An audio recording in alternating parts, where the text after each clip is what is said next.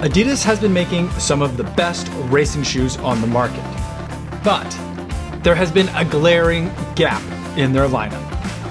They haven't had a good daily trainer for several years. But now, Adidas brings us the Adizero SL, and it's the Adidas daily trainer that we have all been waiting for.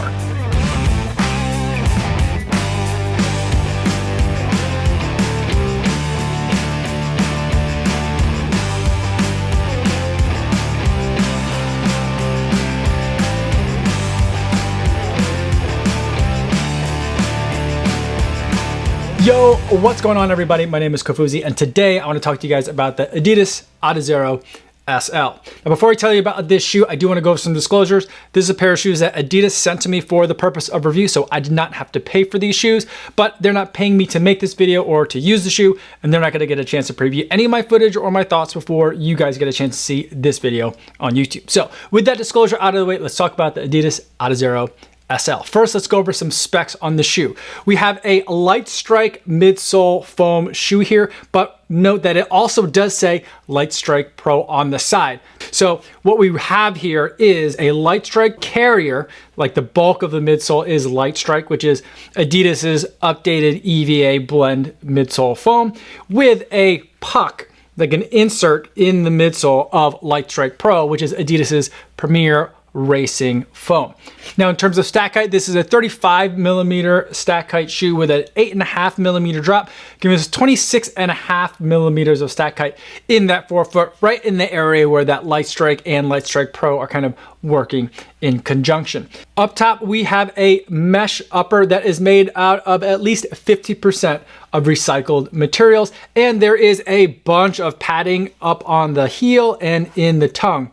Adidas, I think in their ad copy, calls it an overtly padded shoe. And yes, I feel like there's a little bit more padding than you really need, but that should also kind of help make sure that it's gonna fit your ankle and heel in the back here and do it in a comfortable way. But as far as the padding on the tongue goes, I feel like it's not excessive. It's kind of like exactly what I want when it comes to a daily trainer. A little bit, but not too much. As far as sizing goes, I felt like this shoe went true to size. And unlike a lot of other Adidas shoes that I've been wearing lately, this one wasn't a little bit on the too long side. So it really felt like this was kind of one of the better or more like accurately fitting Adidas shoes that I've run in a long time. On the outsole, we have a pattern that's very similar. We've seen patterns that are like this, but the one thing that I do want to note is not a continental rubber outsole. A lot of the other Adizero line of shoes that Adidas makes are co-branded with continental rubber, and there's usually a little badge right here. This rubber is not, and it does feel a little bit different than some of the rubber I've felt in some of their other shoes. It's a little bit, I think, of a more dense rubber. It's a harder rubber. It reminds me very much of the outsole that we saw on the Boston 10. And altogether, this shoe comes in at a relatively light weight, which is very refreshing from Adidas when it comes to the daily trainers. For the past couple of years, everything has been way over 10 ounces, so heavy that they won't even list the weights on their website. This one they will, and they're telling us that for a US men's size 9, which is the reference size when you usually see weights listed for shoes, this one comes in at 8.6 ounces or 243 grams. All right, now with those specs taken care of, let's talk about what it was like to actually run in this shoe. And let me say, it was really refreshing to run in this shoe and such a relief that they took a shoe that I really had loved running in the past, the SL20, which came out several years ago, which was more of a budget option. It was just Light Strike, and it had like its own little kind of weird storylines and identity of its own. They took that idea and elevated it by adding that Light Strike Pro in the forefoot. Now, kind of this drop-in method reminds me very much of kind of like the kind of two material combo that we might see like in a Pegasus, where they would have the major foam carrier and then something a little bit softer and squishier up in the forefoot. And like there's a very similar kind of feeling that's happening here. But I do feel like two things are really notable. One, I feel like this Light Strike foam, which can sometimes be a little bit on the firm side when Adidas uses Light Strike, feels to me a little bit softer than some of the other instances of light strike that I've seen in the past, like in that Boston 10, which I wasn't really a fan of. And that Light Strike Pro in the forefoot, I feel like sometimes when you put like a Premier Racing foam as an insert inside a shoe, it kind of gets lost and you know it's in there, but you're not really feeling it. Here, I do really feel like I'm feeling it, and it does two really nice things. It absorbs impact when my foot hits the ground, but then the foam decompresses quickly and gives me a nice little snap as I'm pushing off into that next stride. So what I'm feeling is a very familiar, almost Pegasus-like type of feeling when I'm running in terms of like my normal speeds. And it also has the ability to pick up the pace as well. It's lightweight, it's nimble, the foams are nice and springy. So if I need to do strides, if I need to do even a workout, it's a shoe that can definitely step up to the task. But I've also taken it for just long, easy runs as well, and I also really enjoy it there. So it's very much in that daily trainer category of shoes, and it does a lot of things really well. I'm very excited about the way all this feels together because it has that nice balance of everyday training softness, but also that springy speed that I might want in case I need to pick up the pace. I think Adidas is finally doing a great job and bringing us that sensation that a lot of us have been looking for, which is that Boston 9-like experience, a shoe that you can use for your daily training, you could use for some of your workouts, and you might even be able to run a marathon in, depending on what you want out of your marathon race day shoe.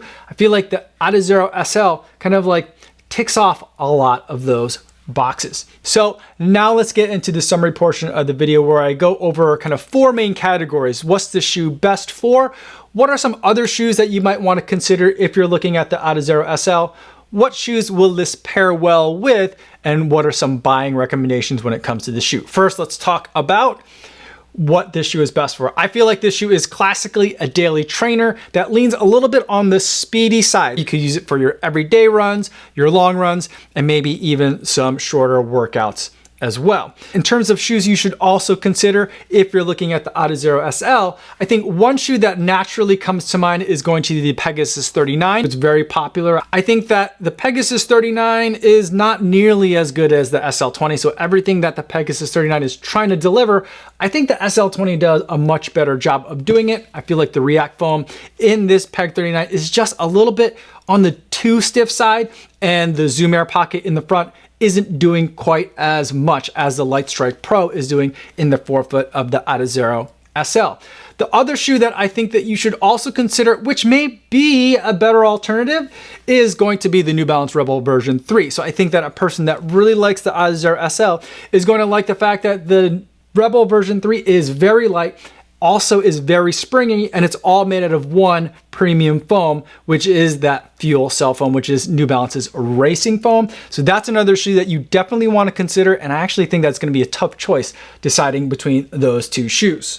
Now, in terms of a pairing option, if you have the Adizero SL in your lineup, a shoe that I think that you should also probably have in your lineup is going to be the Adios Pro 3. Now, this is the marathon racing shoe from Adidas that is one of my favorite shoes to run in right now. It's all Light Strike Pro with carbon rods on the bottom to give it extra snap. I feel like this is a really potent 1-2 punch. You use this for your easy days, use this for some of your workouts, but your tougher workouts, your longer runs, and your races, you use in the Adios Pro 3, and I feel like you're going to get similar kind of dynamics staying in the family with these two shoes.